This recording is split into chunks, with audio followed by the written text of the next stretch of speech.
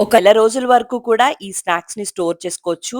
మంచి టీ టైమ్‌లో తినొచ్చు. లేదంటే ఇప్పుడు పిల్లలకి హాలిడేస్ కదా! వాళ్ళకి కూడా ఎప్పుడు కావాలంటే అప్పుడు సర్వ్ చేసేసేయొచ్చు. ఒక బౌల్‌లోకి 2 కప్పుల దాకా కూడా గోధుమ పిండి, పావు కప్ అంతా బొంబాయి రవ్వ, అదేనండి సెమోలినా, సూజీ, ఉప్మా రవ్వ, ఒక టీ స్పూన్ ఉప్పు, పావు టీ స్పూన్ పసుపు, అర టీ స్పూన్ కారం, అర టీ స్పూన్ జీలకర్ర పొడి, ఒక టీ స్పూన్ దాకా కూడా వాముని ఇలా చేతిలోకి వేసుకొని నలుపుకుంటూ వేసుకోండి. 3 టీ స్పూన్ల దాకా కూడా నువ్వులు వేసుకొని ఒక్కసారి అంతా కూడా కలిపేసుకొని, పావు కప్పు నూనెని బాగా మరిగించుకొని దీంట్లోకి వేసుకొని ఇదంతా కూడా బాగా పట్టేంత వరకు కూడా కలిపేసుకున్న తర్వాత ఈ విధంగా ఉండాలి. ఇప్పుడు దీంట్లోకి ఒక కప్పు దాకా కూడా చిన్నగా కట్ చేసి పెట్టుకున్న మెంతాకుని వేసుకొని అది కూడా అంతా కూడా కలిపేసుకొని కొద్ది కొద్దిగా నీళ్ళని పోసుకుంటూ చపాతీ పిండిలాగా ఈ విధంగా కలిపేసుకోవాలి. ఇప్పుడు దీన్ని ఒక 15 నిమిషాల పాటు పక్కకు పెట్టుకోండి. 15 నిమిషాల తర్వాత చిన్న చిన్నగా తీసుకొని వీటిని చపాతీలాగా ఈ థిక్‌నెస్ తో చేసుకోవాలి. ఫోర్క్‌తో చూపిస్తున్న విధంగా చిల్లులు పెట్టుకోండి. ఇప్పుడు మీకు నచ్చిన షేప్ లోకి కట్ చేసేసుకొని ఆయిల్‌ని బాగా హీట్ చేసుకొని మీడియం టు హై ఫ్లేమ్ మీద వేయించేసుకోవాలి. లైట్‌గా కలర్ రాగానే తీసేసుకోండి. ఎందుకంటే బయట తీసేటప్పటికి కలర్ ఇంకాస్త వస్తుంది. ఇదే విధంగా అన్ని రెడీ చేసేసుకోండి. మరి నచ్చితే లైక్ అండ్ ఫాలో చేయడం మర్చిపోకండి.